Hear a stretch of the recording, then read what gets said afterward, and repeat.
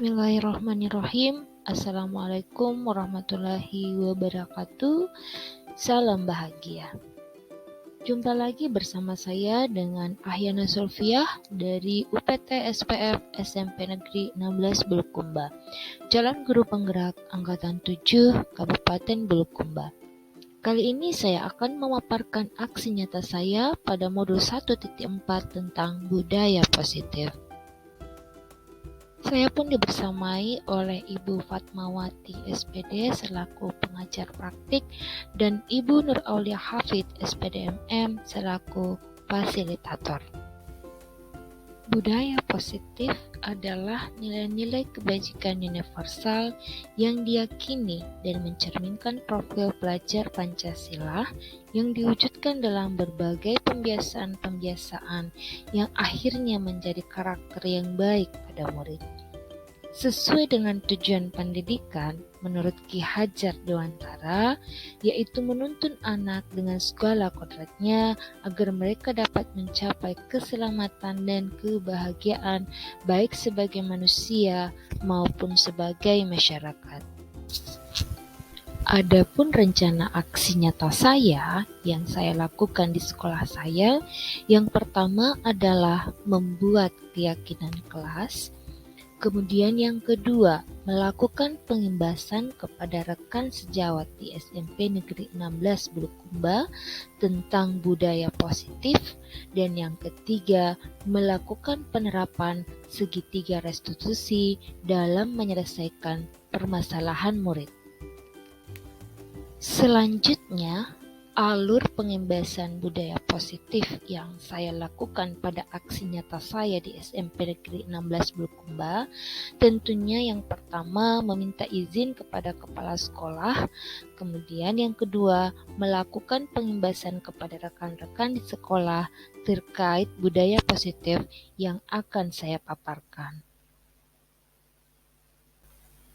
Adapun tujuan dari aksi nyata saya yaitu melalui pembiasaan-pembiasaan baik dalam berbagai kegiatan dengan mengacu pada profil pelajar Pancasila akan membentuk karakter murid yang kuat sehingga kelak menjadi generasi yang memiliki akhlakul karimah. Rencana tindak lanjut. Tentunya agar semua program bisa berjalan dengan baik, dibutuhkan kolaborasi dan komitmen bersama dalam hal melaksanakan semua program yang telah berjalan agar tetap konsisten dari waktu ke waktu. Adapun hasil dari aksi nyata saya, yang pertama, bagi rekan sejawat, tentunya akan memahami tentang pentingnya penerapan budaya positif di sekolah kami.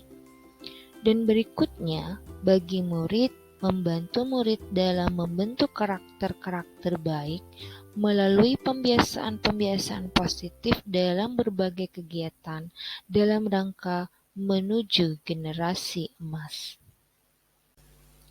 Mari kita saksikan aksi nyata saya yang pertama, yaitu dengan membuat keyakinan kelas. Good morning all. Good morning. How are you this morning? I'm fine. And you? Fine.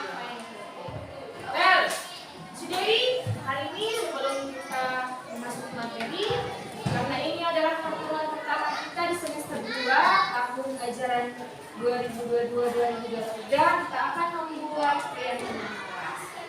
Jadi keyakinan kelas ini adalah hal-hal baik apa yang kita akan lakukan mulai hari ini sampai seterusnya secara konsisten dan komitmen untuk melakukan hal-hal baik tersebut. Paham ya? Jadi keyakinan kelas yang pertama yang perlu kita sepakati. Oke, kira-kira ada yang bisa membantu saya? Keyakinan kelas pertama yang perlu kita budayakan di kelas kita adalah apa? Angkat tangan. Oke, Amanda. Berpakaian rapi. Oke, very good. Silahkan ditulis nak, supaya teman kalian melihat semua.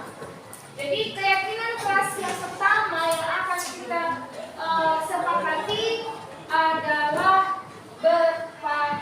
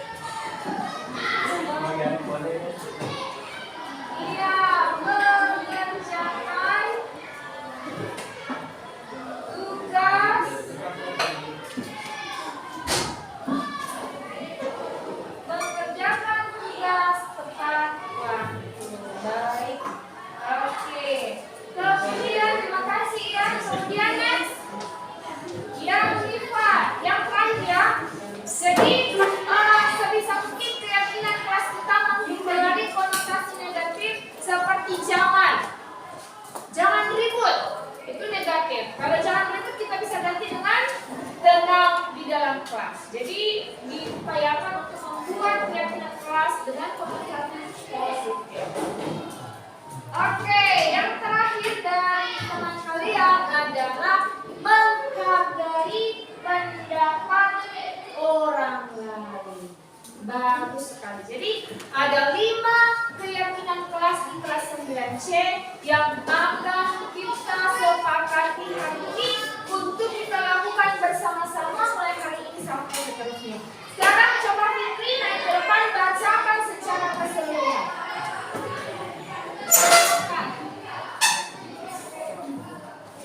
Jadi dibacakan secara keseluruhan.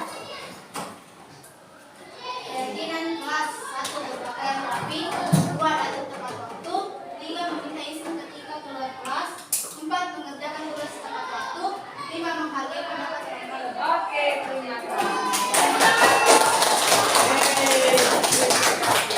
Jadi sekali lagi keyakinan kelas kita yang kita sepakati hari ini ada 5 poin. Jadi ini yang akan kita budayakan mulai hari ini sampai seterusnya. Baik, kita akan memasuki materi. Baik, sebelum kita memasuki materi, kita akan melakukan atau menyepakati yang namanya keyakinan kelas. Keyakinan kelas. Ada yang tahu apa itu keyakinan kelas? Ada yang tahu? Iya. Jadi keyakinan kelas itu adalah tata tertib atau hal-hal baik apa yang kita yakini untuk kita lakukan di kelas. Ya, jadi saya ulang, keyakinan kelas itu adalah hal-hal baik apa yang akan kita yakini untuk bisa dilakukan di kelas kita, khususnya untuk mata pelajaran bahasa Inggris. Ya, Pak ya? Oke, ini dari saya dan kalian bisa lanjutkan. Yang pertama, saya menginginkan yang kita sepakati adalah datang tepat waktu. Sepakat ya? Oke, good. Sekarang next, silakan dilanjutkan. Ada ide dari kalian? Angkat tangan, Pinda. Angkat tangan. Ada? Ya. Oke, good. Menjaga kebersihan. Ada lagi? Dari yang laki-laki ada lagi? Ya, Rano. Oke, good. Berpakaian rapi. Berpakaian rapi. Next, ada lagi?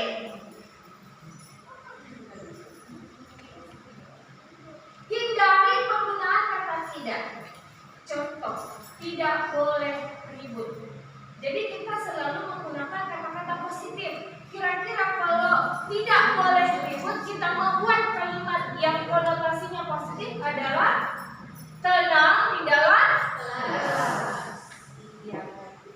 Tenang di dalam kelas. Ada lagi? Biasa mendapatkan kemuliaan oleh teman kalian sendiri. Sepakat dengan hal itu? Sepakat. Tahu pembulian? Tahu. Yang mana? Membuli secara fisik. Selanjutnya, mari kita saksikan bersama aksi nyata saya yang kedua, yaitu pengembasan budaya positif. Nah, alurnya sebagai berikut.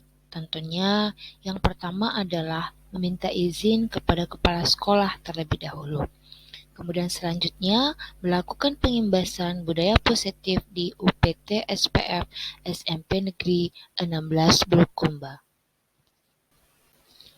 Berikut ini adalah dokumentasi saya, yaitu pada saat saya bersama teman saya yang lain, yaitu Pak Amran, meminta izin kepada Ibu Kepala Sekolah untuk melaksanakan program pengembasan budaya positif di sekolah kami.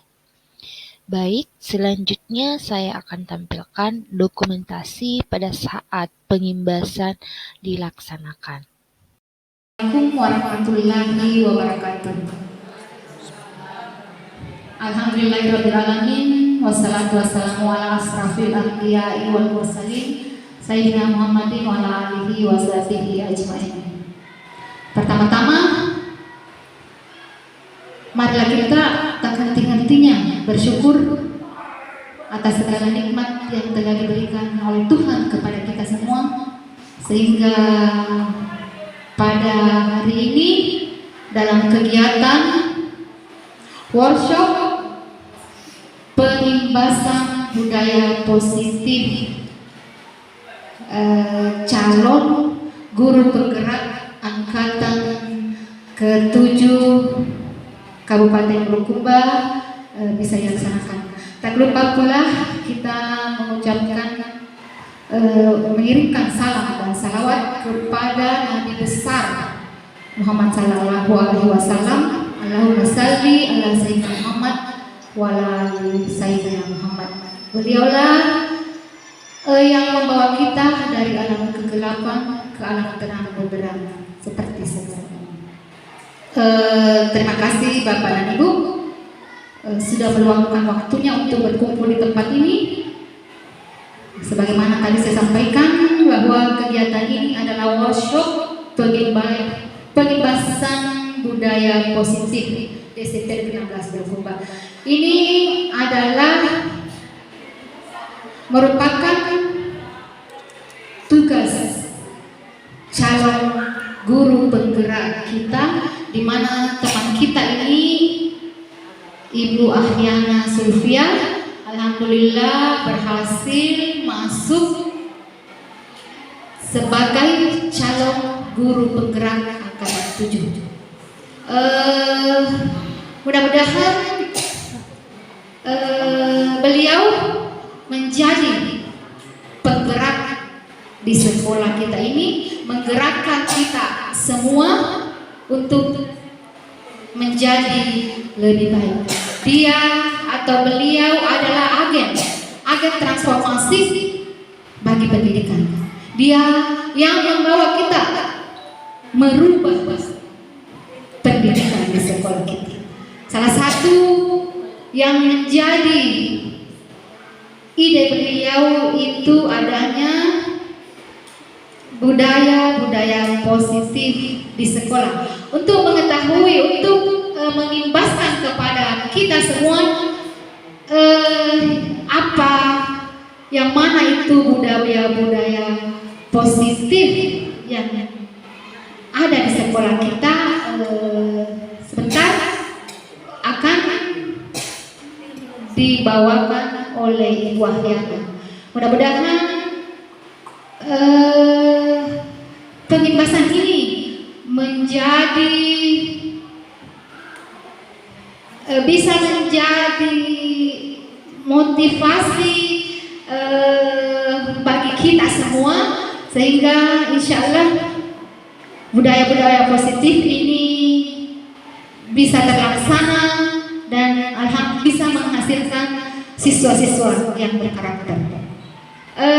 Demikian yang saya sampaikan pada kegiatan ini. Selanjutnya saya mempersilakan kepada Ibu Ahyana untuk menyampaikan materi yang saya sampaikan tadi, yaitu pengimbasan budaya positif. Saya silakan. Assalamualaikum warahmatullahi wabarakatuh. Puji syukur kepada Allah Subhanahu wa taala atas berkatnya sehingga kita semua masih sempat hadir di sini dalam rangka mengikuti kegiatan workshop pengimbasan budaya positif yang akan kita terapkan di SMP Negeri 16 Bulukumba. Kegiatan kita pada pagi hari ini adalah salah satu masih ada rangkaian dari kegiatan pendidikan guru penggerak, yang mana kami calon guru penggerak diharapkan untuk mengimbaskan ilmu yang telah kami dapatkan pada modul 1.4 yang berjudul budaya positif. Dan tak lupa pula kita kenakan salawat kepada Nabi Muhammad SAW yang merupakan teladan bagi kita semua, yang membawa kita dari alam yang telah menuju alam yang telah bergerak. Baik Bapak Ibu Guru hebat, masih semangat pada pagi hari ini? Iya. Jadi saya mengucapkan banyak terima kasih kepada Ibu Kepala UPTSF SMP Negeri 16 Berubah beserta Bapak Ibu Guru yang telah memberikan ruang buat saya, yang telah bersama-sama berkolaborasi dalam rangka menerapkan beberapa program yang merupakan wujud implementasi dari ilmu yang saya dapatkan di pendidikan guru penggerak. Tepuk tangan dulu untuk kita semua. Alhamdulillah, terima kasih banyak atas kolaborasinya. Baik Bapak Ibu Guru hebat, sebelum kita masuk ke materi, kita ice breaking dulu sejenak. Ya Bapak Ibu, siap? Jadi ketika saya mengatakan 1, Bapak Ibu tepuk 2 kali, kemudian yes. Bisa Bapak Ibu? 1, yes. Oke. 2, tepuk 2 kali, oke. Oke ya, 2. Oke, terima kasih. 3, tepuk 2 kali, mantap. 3. Oke, baik ya. Ini sekedar memusatkan perhatian kita. Baik, kita mulai. 1. Yes. 2. Oke. 3. Mantap. Kolaborasi. 1, 2. Yes. Oke. 1, 3. Yes. Oke, tepuk tangan dulu untuk kita semua. Terima kasih Bapak Ibu. Baik, kita memasuki materi kita pada pagi hari ini. Mudah-mudahan mindset kita dengan mendapatkan ilmu yang saya miliki, ilmu yang saya dapatkan di pendidikan guru penggerak betul-betul dapat diterima oleh Bapak Ibu, dan insya Allah kita akan terapkan bersama-sama di sekolah yang kita cintai ini, yaitu SMP Negeri 16 Bulukumba. Baik, silahkan Bu Nurmi next. Bapak Ibu Guru hebat, jadi seperti yang kita lihat ini adalah salah satu program yang telah kita jalankan. Mudah-mudahan program-program ini masih berlanjut untuk seterusnya menuju SMP 16 menjadi sekolah impian warga yang ada di Bulukumba khususnya. Jadi melalui harapannya seperti ini Bapak Ibu, kita sudah mengadakan sedekah Jumat, kita sudah mengadakan sholat duha berjamaah, literasi Al-Quran, senyum salam dan sapa. Semua program ini adalah menuju ke pembentukan karakternya anak-anak. Jadi diharapkan dengan terbiasanya mereka literasi Al-Quran, dengan terbiasanya mereka sedekah Jumat, ini akan membentuk karakter baik yang melekat pada diri anak sesuai dengan tujuan kita pada profil pelajar Pancasila dimensi yang pertama, beriman, bertakwa pada Tuhan Yang Maha Esa dan berakhlak mulia. Jadi tujuan akhir dari program ini melalui pembiasaan ini karakter yang baik yang pada akhirnya nanti membentuk karakter anak didik kita khususnya di SMP Negeri 16 Bulukumba ini menjadi insan yang berakhlak mulia, insan yang beriman dan bertakwa sebagaimana yang ada pada profil pelajar Pancasila dimensi pertama. Next. Ya, jadi pada konsep budaya positif ini kita akan belajar 7 item di dalamnya. Yang pertama, disiplin positif dan nilai-nilai kebajikan universal, motivasi perilaku manusia, kebutuhan dasar manusia, hukuman konsekuensi restitusi, 5 posisi kontrol, keyakinan kelas, dan segitiga restitusi. Oke, baik, next. Nah, kita menuju ke latar belakang. Jadi Bapak Ibu, menurut Bapak Pendidikan Ki Hajar Dewantara, tujuan pendidikan itu adalah menuntut segala kodrat anak agar mencapai kebahagiaan setinggi-tingginya, baik sebagai manusia maupun sebagai anggota masyarakat. Bapak Ibu Guru hebat, di sini posisi kita sebagai pengajar, posisi kita sebagai pendidik itu menuntut. Yang mana dimaksudkan dalam tulis ini Bapak Ibu, dianalogikan sebagai petani. Petani di bisa merawat padi dengan baik. Tapi petani tidak bisa membuat padi berbuah apel. Betul Bapak Ibu? Betul. Apa yang bisa dibuat oleh petani adalah bagaimana merawat padi tadi itu bisa membuahkan padi dengan hasil yang maksimal. Begitu juga dengan tanaman apel Bapak Ibu. Tanaman apel petani tidak bisa merubah tanaman apel tadi bisa berbuah anggur. Apa yang bisa diupayakan oleh petani adalah merawat apel tadi supaya bisa apel itu berbuah atau berproduksi maksimal. Inilah posisi kita menuntun. Jadi kita diharapkan bisa menuntun anak-anak kita, khususnya yang ada di SMP 16 ini, agar dia bisa mengenali, bisa memahami dan mengembangkan potensi yang ada pada diri mereka. Baik, next Bapak Ibu. Oke, pembelajaran dengan paradigma baru. Pembelajaran dengan paradigma baru adalah pembelajaran terdiferensiasi, di mana pembelajaran terpusat kepada murid, mendesain pembelajaran sesuai kebutuhan murid yang mengacu pada dimensi profil pelajar Pancasila. Berangkat dari latar belakang tadi bahwa posisi kita adalah seorang penuntun, sekarang kita berada pada kurikulum merdeka. Kita diinginkan untuk melakukan pembelajaran terdiferensiasi. Kalau metode pembelajaran saya dulu klasikal, yang mana itu klasikal sepanjang pembelajaran saya mendominasi kelas. Artinya metode yang saya gunakan itu metode ceramah. Ternyata pada kurikulum merdeka dan pembelajaran terdiferensiasi tidak seperti itu. Pembelajaran harus terpusat pada murid. Kalau secara klasikal tadi ketika saya menguasai kelas dari awal sampai pembelajaran selesai, saya menggunakan pembelajaran terpusat pada saya, terpusat pada guru. Tetapi melalui pembelajaran terdiferensiasi ini, kita diinginkan agar anak lebih aktif daripada kita. Kita memfasilitasi anak kita untuk mencapai tujuan pembelajarannya sesuai dengan bakat, sesuai dengan kebutuhan mereka. Jadi kita diinginkan pada pembelajaran terdiferensiasi itu untuk mendesain pembelajaran sesuai dengan kebutuhan anak-anak kita. Oke, next. Oke, baik. Jadi yang pertama yang akan kita diskusikan adalah disiplin positif dan nilai-nilai kebajikan universal. Jadi baik Bapak Ibu, saya berdiri di sini tidak untuk menggurui Bapak Ibu, tetapi kita hanya sharing pengalaman, sharing informasi terkait dengan cara kita mendisiplinkan anak. Yang kita kenal di pendidikan guru penggerak itu adalah budaya positif. Next. Nah, di sini saya mau share dengan Bapak Ibu terkait dengan pengalaman. Pertanyaan pemantiknya, menurut Bapak Ibu, disiplin itu apa? Coba.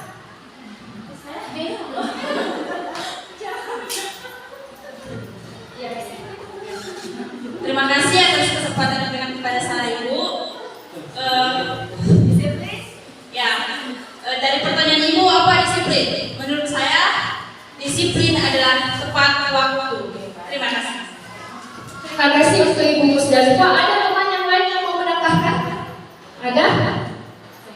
Jadi baik sekali Ibu Musdalifah tadi mengatakan bahwa disiplin itu datang tepat waktu. Ada yang mau menambahkan? Oke.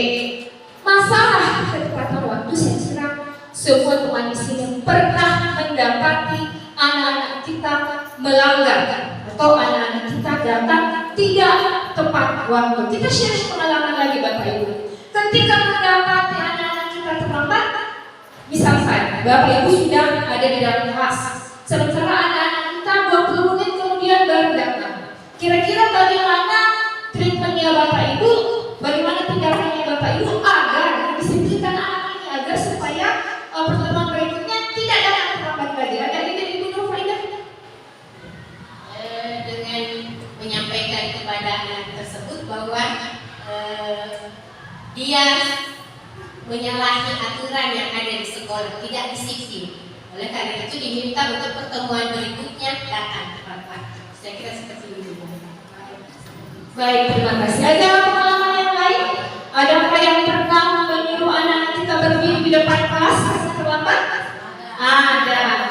Adakah yang pernah menyuruh anak kita mencuci kamar mandi karena terlambat? Ada. Baik Bapak Ibu. Saya pun demikian. Sebelum mempelajari modul 1.4 budaya positif, saya seperti ini. Ketika 7.20 saya sudah di dalam kelas, pintu saya tutup. Berarti kesempatan anak untuk belajar mata pelajaran bahasa Inggris, mata pelajaran saya itu dia kehilangan di situ. Dia tidak bisa ikut mata pelajaran saya karena dia datang terlambat. Itu adalah perlakuan saya. Jadi saya pikir semua teman-teman pernah melakukan itu. Oke, baik, lanjut. Oke. Jadi disiplin adalah tata tertib, teratur dan kepatuhan teraturan. Jadi kebanyakan dari kita, Bapak Ibu guru, mendisiplinkan anak itu selalu dihubungkan dengan hukuman. Betul Bapak Ibu? Betul. Betul, iya. Jadi ternyata pada budaya seperti ini hukuman harus ditiadakan. Bagaimana caranya? Kita lihat. Sebagai pendidik, tujuan kita menciptakan anak-anak memiliki disiplin diri sehingga mereka bisa berperilaku dengan nilai-nilai kebajikan universal, memiliki motivasi intrinsik bukan ekstensif. Saya mengaitkan dengan pengalaman saya, Bapak Ibu. Ketika saya menutup pintu, kemudian anak-anak kehilangan kesempatan untuk belajar bahasa Inggris pada saat itu. Menurut Bapak Ibu, apakah pertemuan yang akan datang itu dia sudah tidak terlambat lagi? Belum tentu. Ya, itu belum tentu. Oke, ya. Belum tentu ya. Ada yang mau menambahkan? Jadi boleh jadi dia tepat waktu, boleh jadi dia juga tidak tepat waktu. Inilah yang dinamakan motivasi ekstrinsik. Mengapa dikatakan motivasi ekstrinsik? Yang datang tepat waktu karena ingin menghindari hukuman dari saya. Yang tidak datang lebih-lebih karena tidak ada motivasi intrinsik dari dalam dirinya, bahwa inilah kesempatan buat saya untuk mencari ilmu. Inilah nilai-nilai kebajikan universal saya yang harus saya hargai dengan tepat waktu. Sehingga dituliskan, kita diharapkan pendidik itu mendisiplinkan anak dengan nilai-nilai kebajikan universal dengan memiliki motivasi intrinsik bukan ekstrinsik. Ketika motivasinya lahir karena ingin menghindari hukuman, ingin tidak malu karena dihukum, itu berarti motivasinya ekstrinsik, bukan dari dalam, karena dia datang tepat waktu hanya untuk menghindari dari hukuman. Oke, next. Oke, nah tadi kita menyebutkan nilai-nilai kebajikan universal. Yang mana yang dimaksudkan dengan nilai-nilai kebajikan universal? Sifat-sifat positif yang merupakan tujuan yang ingin kita capai. Jadi semua sifat-sifat positif itu adalah nilai-nilai kebajikan universal yang acuannya kepada profil pelajar Pancasila, yaitu beriman dan bertakwa kepada Tuhan Yang Maha Esa, berkebinekaan global, kemudian bergotong royong, kreatif, bernalar kritis dan aktif. Oke, next. Oke, pertanyaan pemantiknya, mengapa kita melakukan sesuatu? Apakah kita melakukan sesuatu karena ada dorongan? Apakah kita melakukan sesuatu karena ingin hadiah? Apakah kita melakukan sesuatu untuk menghindari kenyaman? Contoh saya berikan. Saya mencontoh diri saya. Saya datang tepat waktu pada pukul 7.20. Apakah karena ingin dipuji oleh ibu kepala sekolah? Apakah karena ingin mendapatkan penghargaan dari ibu kepala sekolah atau bapak ibu guru semua?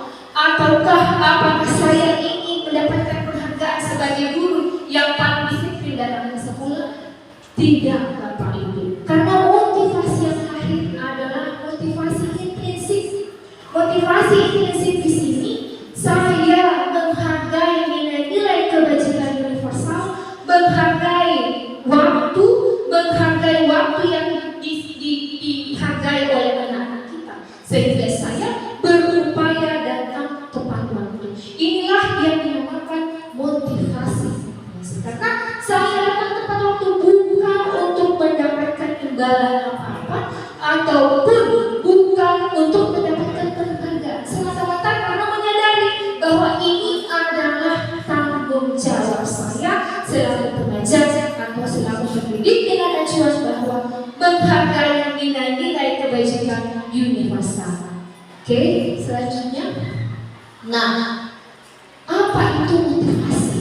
Motivasi adalah dorongan yang timbul pada diri seseorang secara sadar atau tidak sadar untuk mencapai tujuan tertentu.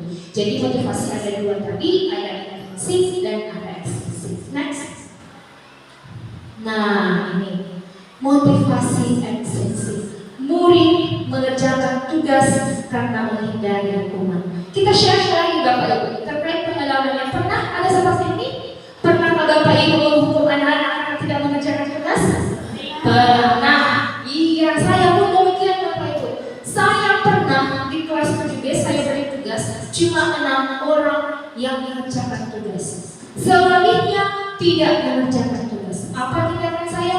Menyuruh mereka keluar kelas mengerjakan tugas. Ada yang sama dengan saya Bapak Ibu?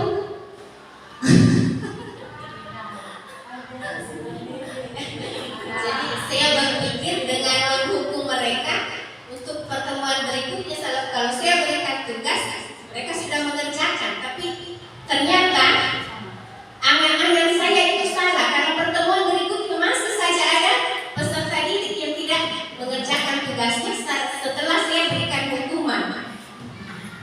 Iya, jadi hampir semua guru mengalami hal yang sama. Jadi saya pun demikian, saya menghukum anak-anak saya itu dengan mengerjakan tugasnya di luar. Oke, kemudian yang kedua, motivasi intrinsik. Murid mengerjakan sesuatu karena mendapatkan imbalan. Pernah Bapak Ibu? Saya pernah. Saya pernah suatu hari, suatu ketika anak-anak bisa menjawab pertanyaan saya kasih uang. Mereka bersemangat menjawab pertanyaan saya. Ternyata metode ini tidak efektif. Kenapa? Pertemuan selanjutnya mereka menagih, Bu, saya masih mau pertanyaan karena dia menunggu. Iya, dia menunggu imbalan dari saya.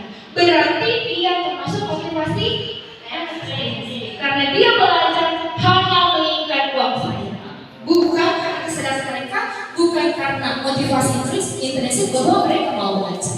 Itulah yang dimaksudkan dengan motivasi ekstrinsik. Yang mana motivasi intrinsik? Melakukan sesuatu menghargai nilai-nilai kebajikan sendiri. Inilah yang diharapkan kepada peserta didik kita, bahwa motivasi yang lahir untuk melakukan sesuatu adalah motivasi intrinsik, bukan ekstrinsik. Oke, next. Nah, konsep disiplinnya ada dua. Ada yang gagal dan ada yang sukses. Yang mana yang gagal adalah hukuman, dan yang mana yang sukses adalah konsekuensi dan restitusi. Bapak Ibu menghayal, apakah Bapak Ibu memikirkan, wah saya sudah masuk teori penghukum ini kalau begini? Benar Bapak Ibu? Saya pun merasa demikian. Saya merasa setelah mempelajari modul 1.4, astagfirullah, saya termasuk guru penghukum. Oke, kita bahas lebih lanjut. Next. Oke, hukuman bersifat tidak berencana atau tiba-tiba. Hukuman bersifat satu arah dari pihak guru yang memberikan, dan murid hanya menerima hukuman tanpa kesepakatan. Iya, jadi teori hukuman ini anak-anak kita tidak tahu bahwa dia akan dihukum sebentar berdiri di lapangan, dia akan dihukum sebentar mencuci kamar mandi, dia akan dihukum sebentar tidak mengikuti pelajaran. Ini termasuk hukuman. Kemudian, jadi anak-anak anak-anak ikhlas menerima hukuman itu karena sifatnya satu arah. Kemudian konsekuensi yang mana sudah terencana, sudah disepakati, dan sudah disetujui oleh murid. Contoh, sudah 3 kali tugasnya tidak diselesaikan pada batas waktu yang diberikan, maka murid tersebut pada jam istirahat harus menyelesaikan tugas.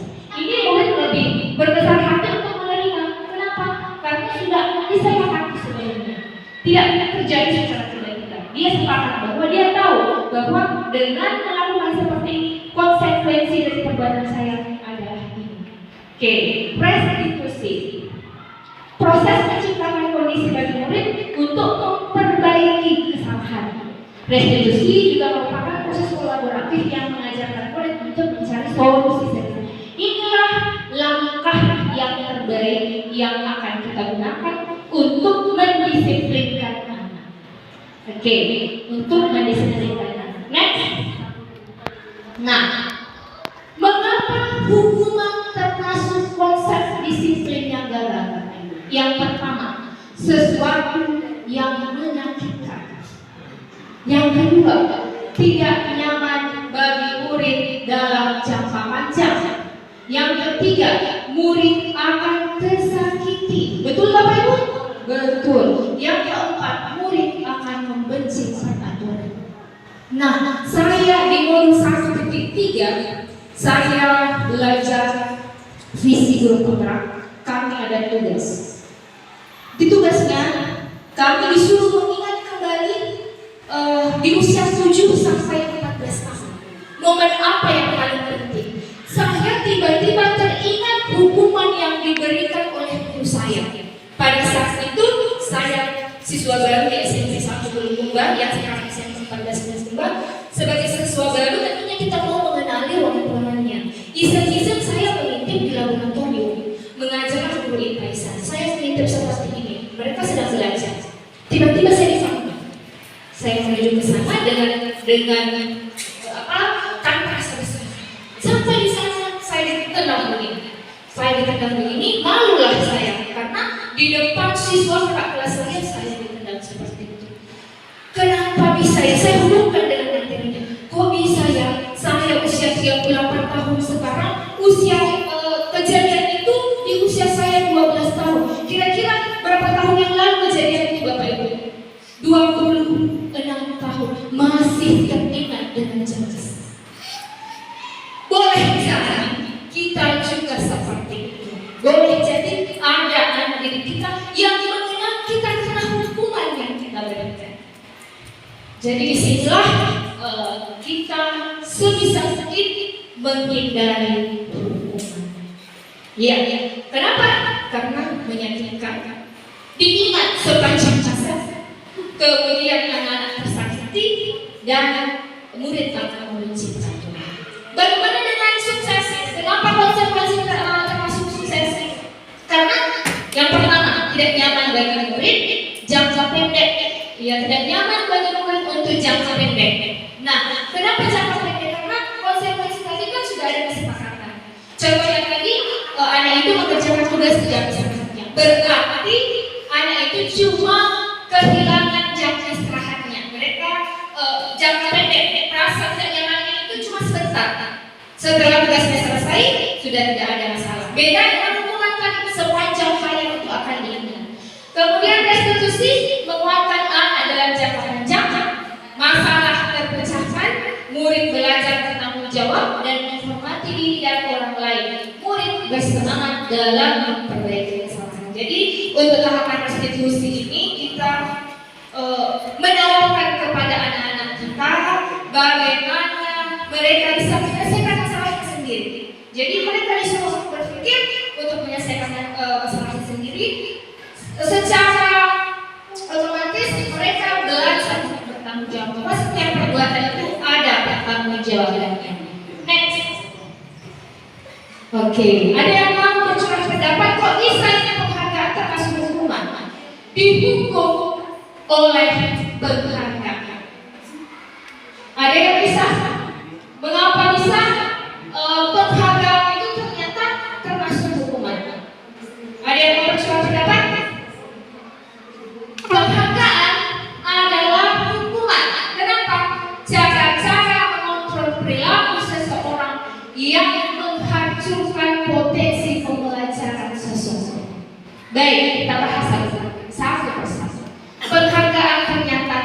tidak efektif dalam hal itu. Apa maksudnya?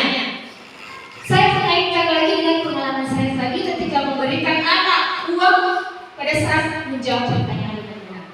Saya kaitkan hal ini. Mengapa penghargaan tidak efektif? Ternyata ada sifat ketergantungan yang muncul di sana. Nanti mau menjawab kalau ada uangnya. Nanti mau menjawab kalau ada imbalannya. Itu menyebabkan mengapa penghargaan tidak efektif. Kemudian, mengapa penghargaan merusak hubungan? Ada yang bisa merusak hubungan?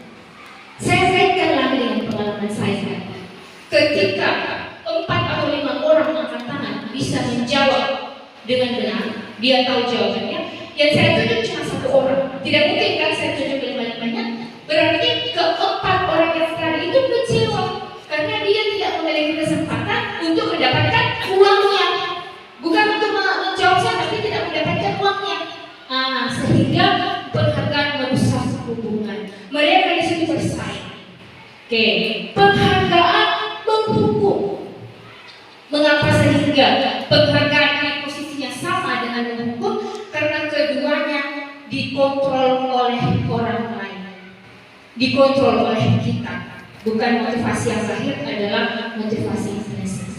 Yang terakhir, motivasi dalam diri. Untuk motivasi dalam diri saya berikan contoh seperti tadi. Ketika anak-anak kita bisa membuat suatu kalimat, baru belajar membaca, bisa membaca dengan benar, bisa merangkai kata-kata menjadi sebuah kalimat, dia merasa sukses. Ya, saya sudah pintar membaca. Tiba-tiba kita kasih, kamu sudah pintar membaca, nah ini hadiahnya, iPhone misalkan, ini hadiahnya. Secara tidak langsung kita sudah menghancurkan potensinya anak-anak. Karena tanpa iPhone yang Bapak Ibu berikan, anak-anak kita bisa membaca. Jadi motivasi dalam dirinya adalah motivasi intrinsik, bukan ekstrinsik. Next, oke, tibalah kita di keyakinan kelas. Next, ya, ini pertanyaan nanti. Mengapa pada saat pandemi kita harus memakai masker, Bapak Ibu, dan mencuci tangan sampai besar? Ya, menghindari virus, ingin sehat, ingin selamat, ya, ingin selamat agar terhindar dari COVID-19. Next. Nah, nilai-nilai keselamatan inilah yang kita sebut dengan keyakinan universal yang disepakati di dalam sekolah maupun di dalam kelas. Jadi bukan hanya di dalam kelas, kita juga bisa membuat keyakinan-keyakinan yang bisa kita jalankan tingkat sekolah, lingkupannya lebih luas. Kalau di kelas hanya sebatas di kelas saja, kita menyepakati nilai-nilai keselamatan kita yang baik yang akan kita laksanakan 1 tahun ke depan. Next. Oke, bagaimana caranya Bapak Ibu membentuk keyakinan kelas? Pertama, keyakinan kelas berupa pernyataan universal. Keyakinan kelas berupa pernyataan dibuat dalam bentuk positif. Dalam bentuk positif di sini kita menghindari kata jangan, tidak boleh ribut. Kira-kira makna positifnya kita ganti dengan tenang di dalam kelas. Ya, tenang di dalam kelas. Keyakinan kelas tidak terlalu banyak. Iya, tidak terlalu banyak sehingga mudah diingat. Keyakinan kelas sebaiknya sesuatu yang dapat diterapkan di lingkungan tersebut. Next. Contoh keyakinan kelas yang pertama, saling menghargai, menghormati, dan mengasihi teman. Lanjut, lebih rajin belajar, mendengarkan guru saat menjelaskan, sehingga pelajaran menjadi menyenangkan dan ada interaksi antara guru mapel dan murid. Menjaga kebersihan dan kerukunan kelas. Ini keyakinan kelas ini kita bisa buat dalam kertas supaya anak-anak bisa ingat. Ketika ada anak-anak kita yang melanggar, itu kita bisa perhatikan kembali bahwa dia sudah keluar dari keyakinan kelas. Next, sifat dasar manusia. Untuk membangun budaya positif dengan lingkungan aman dan mendukung murid sebagai pribadi yang berdaya, seimbang dan bahagia, salah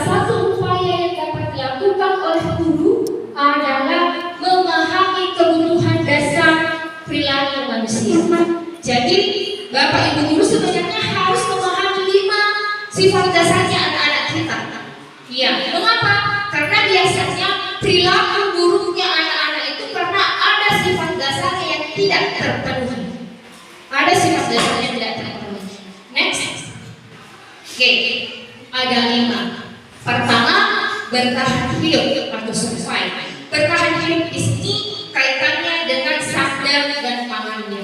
Pernahkah Bapak Ibu melihat anak-anak kita itu selalu memperbaiki pakaiannya, memperbaiki jilbabnya, kadang menginjak cermin di kantor supaya penampilannya kelihatan bagus? Berarti dia sedang memenuhi kebutuhan bertahan hidupnya berkaitan dengan sandangnya. Jadi tidak usah kita tegur, karena dia sedang memenuhi kebutuhan bertahan hidupnya selesai, merasa diterima. Pernahkah Bapak Ibu melihat ada anak-anak kita tersisihkan oleh temannya yang lain sampai harus menangis, sampai harus sedih?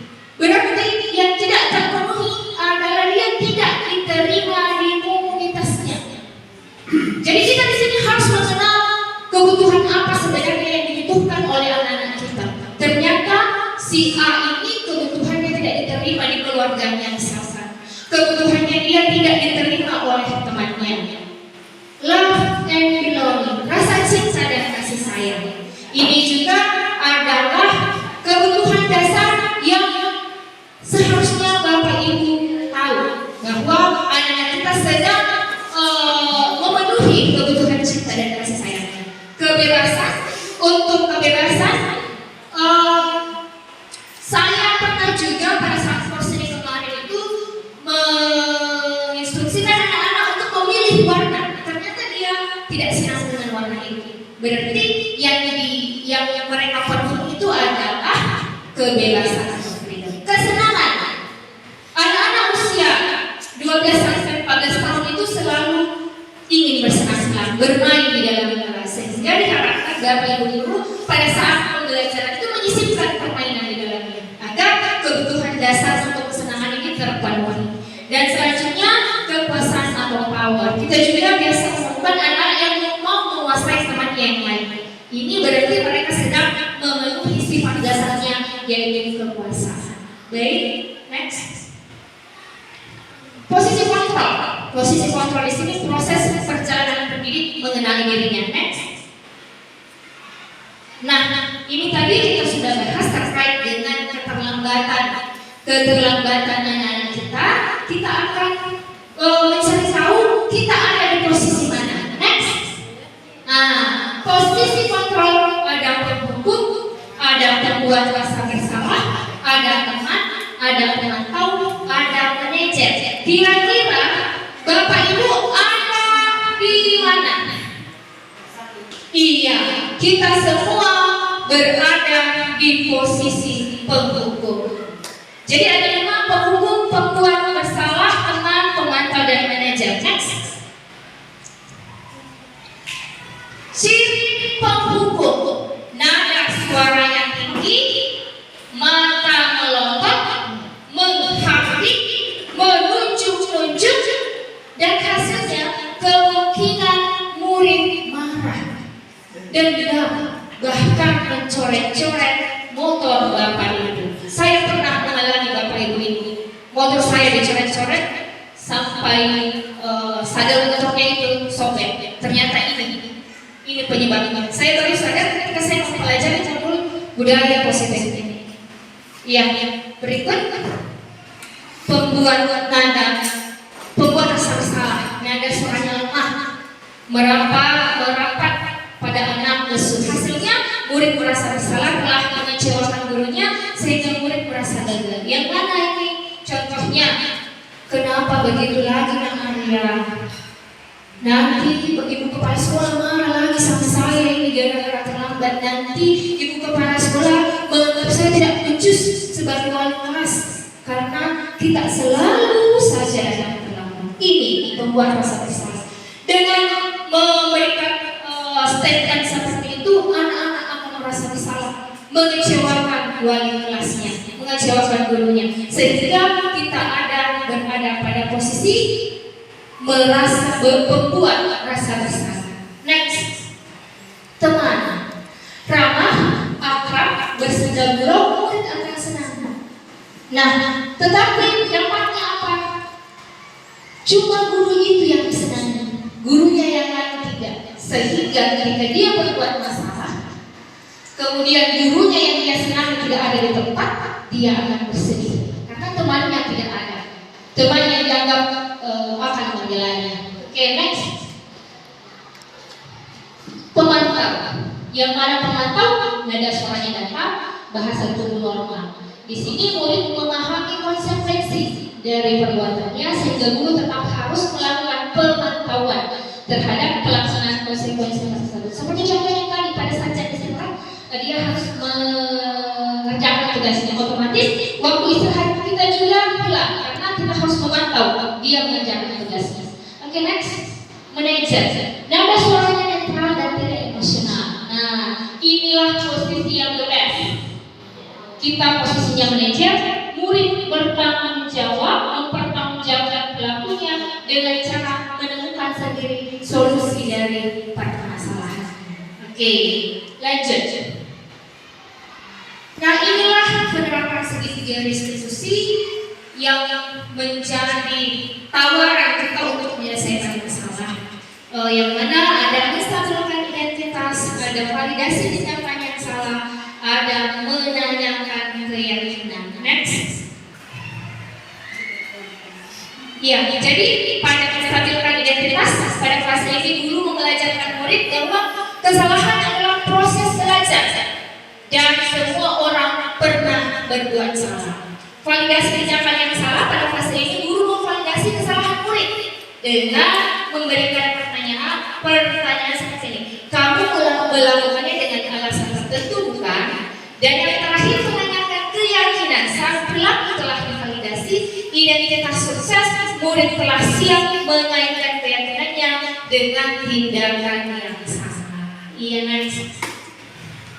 Jadi ini contoh penerapan segitiga restitusi yang saya terapkan dan cukup efektif Bapak Ibu. Nanti saya kirimkan link videonya sebagai contoh. Oke, saya kira cukup sampai di sini pertemuan kita.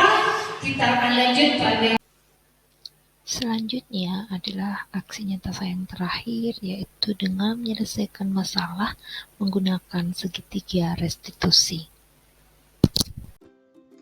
Kali ini kita akan membahas tentang segitiga restitusi, di mana restitusi adalah sebuah proses menciptakan kondisi baik bagi murid untuk memperbaiki kesalahan mereka, sehingga mereka bisa kembali pada kelompok mereka dengan karakter yang kuat.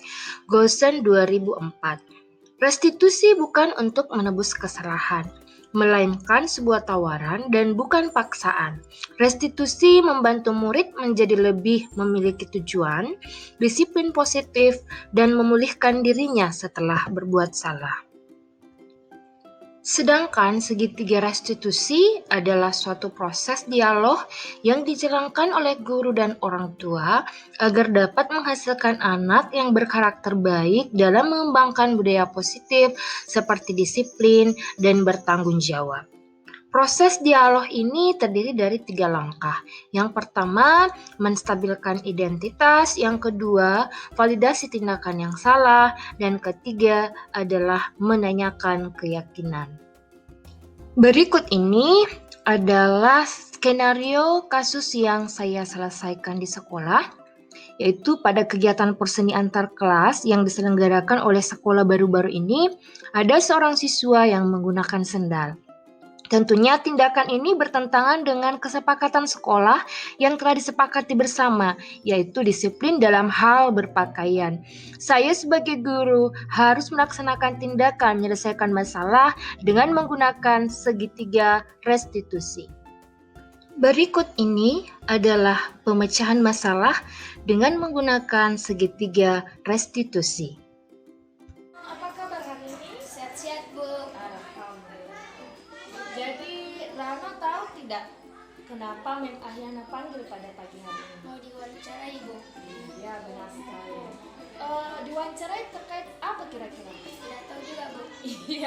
Iya benar sekali ya. Jadi Mem Ahyana panggil pada pagi hari ini karena Mem Ahyana lihat kemari pada saat pembukaan perseni Rano menggunakan sendal ke sekolah.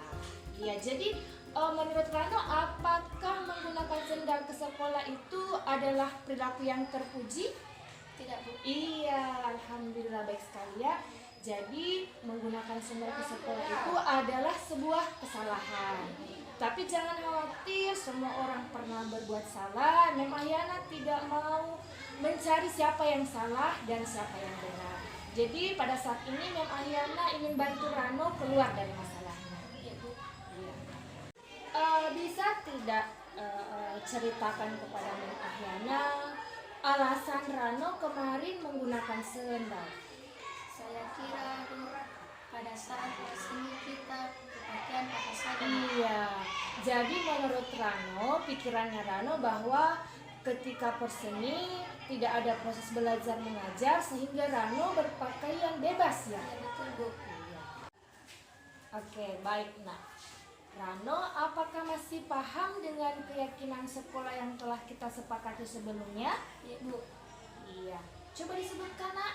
Disiplin dalam hal berpakaian. Iya, baik sekali. Jadi keyakinan sekolah yang kita sepakati sebelumnya adalah disiplin dalam hal berpakaian. Menurut Rano, pentingkah kita disiplin dalam hal berpakaian? Penting, Bu. Iya, alhamdulillah. Jadi kita penting untuk berdisiplin dalam hal berpakaian. Baik Rano, kira-kira apa yang perlu Rano lakukan agar Rano menjadi anak yang disiplin dalam hal berpakaian? Berpakaian lengkap dengan rapi. Iya, bagus sekali. Jadi Rano harus berpakaian lengkap dan rapi, mulai dari sepatu, kaos kaki, seragam sekolah, topi, dan dasi. Baik, jadi kira-kira Nak, kapan mau mulai berpakaian rapi ke sekolah? Mulai hari ini, Bu. Alhamdulillah, iya Nak. Jadi mulai hari ini Rano datang ke sekolah dengan menggunakan pakaian yang rapi dan lengkap. Jadi harapan Mem Ahyana, Rano ke depan bisa menjadi anak yang rapi, anak yang disiplin, anak yang soleh, dan menjadi kebanggaan orang tua. Amin, Bu. Iya, terima kasih banyak. Warahmatullahi wabarakatuh. Nama saya Rano, asal sekolah SMP 16 Bulukumba, kelas 9B. Saya senang berbincang dengan Mam Hayana. Saya tahu kesalahan saya dan insya Allah memperbaikinya. Terima kasih Mam Hayana. Cukup sekian pemaparan saya terkait modul 1.4 budaya positif. Thanks for watching. Salam bahagia dan salam guru penggerak.